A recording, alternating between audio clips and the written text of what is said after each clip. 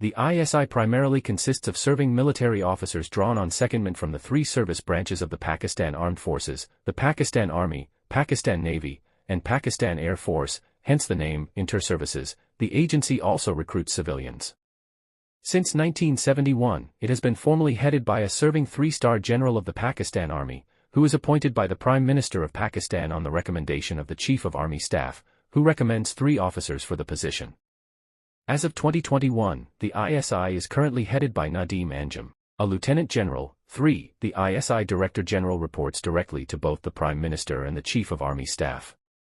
The agency gained global recognition and fame in the 1980s when it backed the Afghan Mujahideen against the Soviet Union during the Soviet-Afghan War in the former Democratic Republic of Afghanistan.